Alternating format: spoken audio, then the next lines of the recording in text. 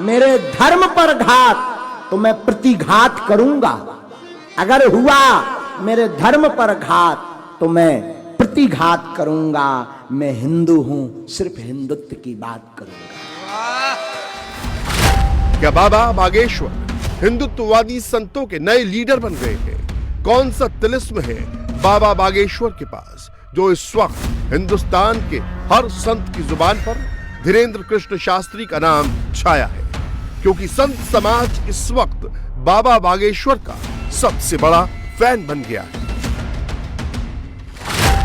सनातनी हिंदू है, हमारे अंदर हिंदू का खून है। हम जब तक जिएंगे तब तक सनातन एकता के लिए बोलते रहेंगे। बुरा मत मानना, मैं यहां बैठे सब पागलों से कहूंगा, मुझे लौटकर दोबारा मां के गर्भ में नहीं जाना है, किसी को नहीं जाना है। लेकिन जब तक जिएंगे तब तक सनातन की बात करते थे, करते रहेंगे। रामचरितमानस जिस दिन भारत में राष्ट्रीय ग्रंथ बन जाएगा, उसी दिन राम राज्य आ जाएगा और भारत विश्व गुरु बन जाएगा। हाँ, तुम मेरा साथ दो, हम हिंदू राष्ट्र देंगे। लेकिन सौगंध है तुम्हें अपने अपने ईमान की, एक बूंद भी सनातन का हो अब चूड़ी पहनकर घर पे मत बैठो।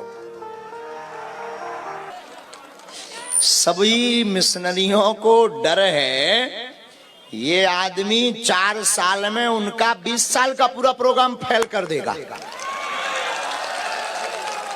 हाँ, लेकिन ये होना भी जरूरी है, इतना खौफ होना चाहिए। अगर सनातन नहीं बचेगा, हिंदू नहीं बचेगा, तो बताओ कथा कौन सुनेगा, कौन कहेगा, मंदिर कौन जाएगा, संतों को प्रणाम कौन करेगा, रामायण कौन बांचेगा, राम के बारे में कौन जानेगा, संस्कृति को कौन अपनाएगा, संस्कार को कौन अपनाएगा? कोई नहीं अपनाएगा। इसलिए वर्तमान में सनातनी हिंदुओं का एक होना जरूरी है, जरूरी है, बहुत जरूरी है। सनातन को बचाना है, भारत को हिंदू राष्ट्र बनाना है, तो हिंदुओं को एक होना ही होगा।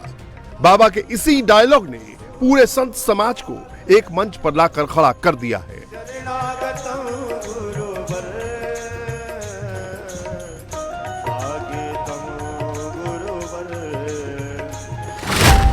मैं प्रार्थना करूंगा, साधुओं को एक होना पड़ेगा। लड़ने से काम नहीं चलना है, शक्ति दिखाने से काम नहीं चलना। और शक्ति अगर सनातनी व्यक्ति को दिखाई तो क्या खाक दिखाई?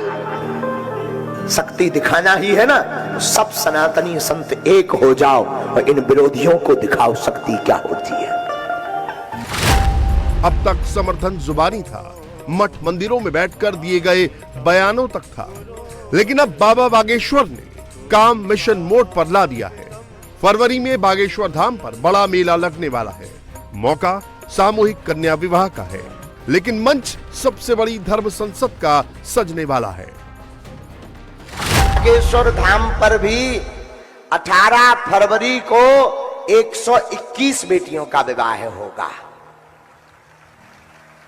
हम आपको आमंत्रण का कार्ड कहेंगे कि आप ये जूम कर दो भैया, ये आमंत्रण का कार्ड है। और आप सभी जो है 18 फरवरी को सादर आमंत्रित हैं। इस विवाह महोत्सव में एक बड़ी खुशी की बात यह है कि 15 फरवरी से 19 फरवरी तक श्री हनुमंत कथा श्रीमद जगतगुरु द्वाराचार्य पूज्यपाद श्री मलूक पीठ वाले महाराज जी के द्वारा गाई जाएगी बागेश्वर धाम पर। इतने संत महापुरुष इस कथा में दर्शन देने के लिए पहुंचेंगे। बागेश्वर धाम का यह प्रोग्राम पूर्व नियोजित था, लेकिन नागपुर चैलेंज और सनातन पर विवाद की एंट्री के बाद यह हिंदुत्व का सबसे बड़ा शक्ति प्रदर्शन होगा, ये बात तय है। हालांकि बाबा के सपोर्ट में आने वाले संतों की लिस्ट भी बहुत लंबी है। एक से बढ़कर एक दिग्गज इस लिस्ट में शामिल हैं। हर बड़ा कथावाचक इस वक्त अपने मंच से बागेश्वर का सपोर्ट कर रहा है। जब वो सनातन की बात करते तो लोग उनके पीछे पड़ जाते हैं, जब वो क्रिश्चियनों को हम लोग पीछे ले परिवार में ले आते, वो ले आए तो वो लोग पीछे पड़ जाते हैं। और जब कोई पादरी ऐसा करता है, जो मंत्र फूंकता है और फिर वो आके अपने होश में आ जाता है, उसके लिए कोई कुछ नहीं कहता। कोई मौलवी जाके तमाम उल्टे सीधे बातें करता रहता है और जन क्या क्या करता है, उसके लिए कोई अंधविश्वास नहीं कहता। लेकिन जब सनातनी कोई करे तो पता नहीं कहां से लोग अंधविश्वास का नाम लेकर उसका निशाना बनाकर उसे बदनाम करने की प्लानिंग करते हैं। मैं सनातनियों से प्रार्थना करता हूं, जो भी बहुत कम लोग हैं जो सनातन के लिए अपना मुंह खोलते हैं, उनमें से एक है मेरा छोटा भाई, बागेश्वर धाम वाला छोटा भाई। मैं उन महाराज का आदर करता हूं और यहां से बैठकर इतने हजारों की तादाद में छोटे महाराज जी अपने छोटे भाई को कहता हूं, आप आगे बढ़ो, देवकी नंदन आपके साथ में है, हम मिलकर सनातन का आगे कार्य करेंगे, चाहे और कुछ भी झेलना पड़े झेलेंगे। दुख की दुर्भाग्य की बात यह है कि हम लोगों में से ही अपने ही भाई बंधुओं की टांग खींचने का हमारा अभ्यास है। इससे हानि किसकी है? हमारी हानि है कि नहीं? हमारी हानि है। इसलिए राष्ट्र में, समाज में कोई भी व्यक्तित्व यदि आगे बढ़ता हो तो उससे सारे समाज को प्रसन्न होना चाहिए। धीरेन्द्र कृष्ण शास्त्री जी से इतना ही कहना चाहूंगा इस व्यासपीठ से, सनातनी कभी अकेला नहीं होता, उसके साथ मेरा राम कृष्ण और शिव भी होता। पंडित धीरेन्द्र कृष्ण शास्त्री को यह विचार कर लेना चाहिए, आप अकेले नहीं हैं। भोलेनाथ, कुबेर भंडारी, राम कृष्ण और एक एक सनातन धर्म का बच्चा भी आपके साथ कदम से कदम मिलाकर खड़ा है।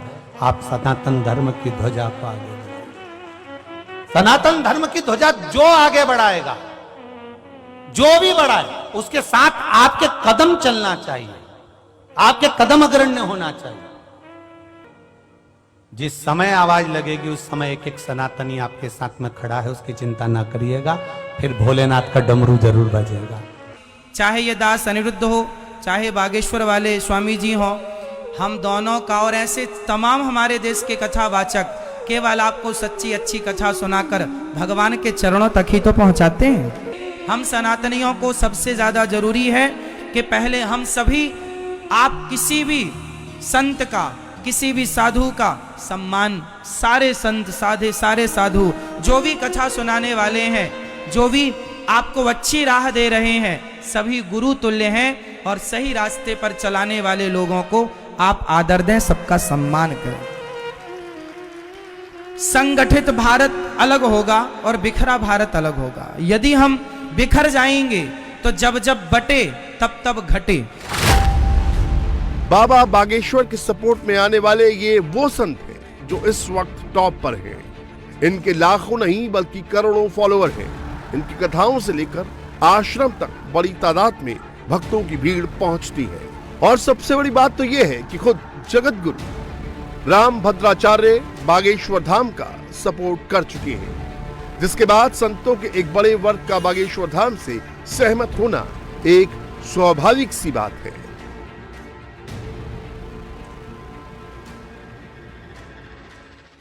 सनातन धर्म को आगे मतलब काम अच्छा लड़का कर रहा है। वो तो देखिए, अच्छा काम करने पर सवाल उठाए जाते हैं, मुझ पर सवाल उठाए जाते हैं, तो क्या करिएगा।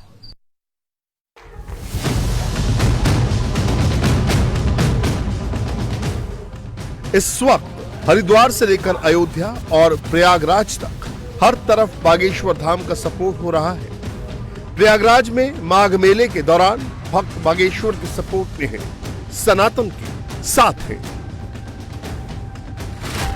भारत के इतिहास में हम पर इन संतों का ऐसा आशीर्वाद है, इन ब्राह्मणों का आशीर्वाद है, हमारे गुरु ने हमें चुना है।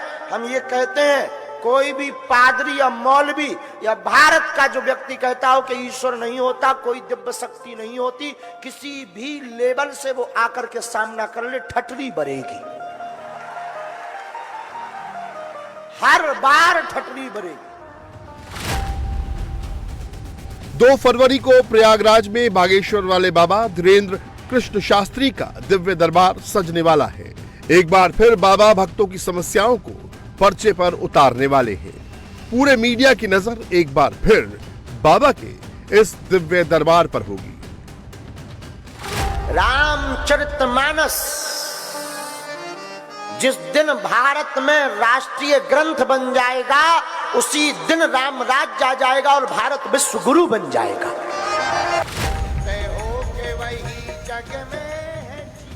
बागेश्वर वाले बाबा यूपी आ रहे हैं और यूपी में सबसे ज्यादा विवाद स्वामी प्रसाद मौर्य के बयान पर हो रहा है। मौर्य बाबा को जेल में डालने और रामचरितमानस पर प्रतिबंध लगाने की मांग कर चुके हैं। बाबा को पाखंडी बता चुके हैं और ये तब हो रहा है जब बागेश्वर वाले बाबा रामचरितमानस को राष्ट्रीय ग्रंथ बनाने की डिमांड कर रहे हैं।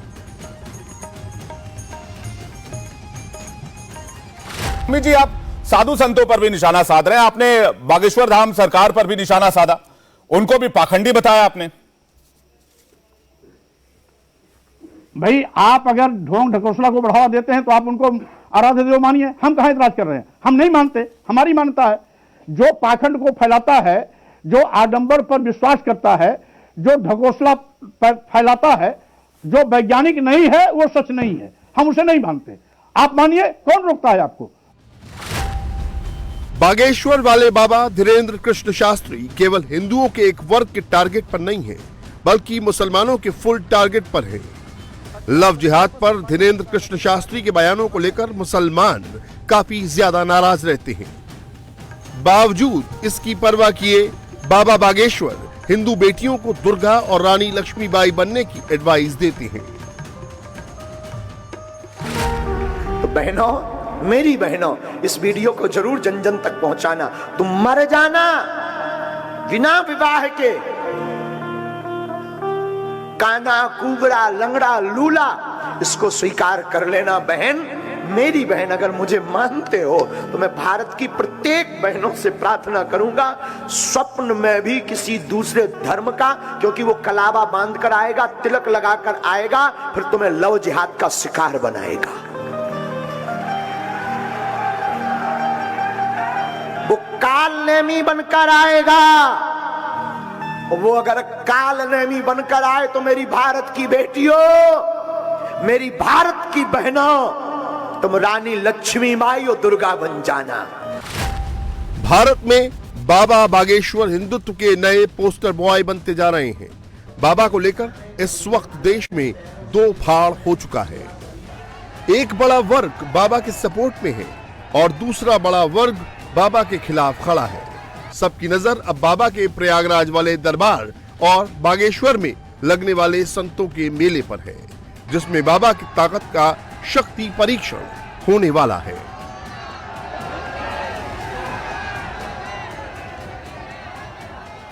और आइए अब देखते हैं दिन भर की हर बड़ी खबर फटाफट 50 में।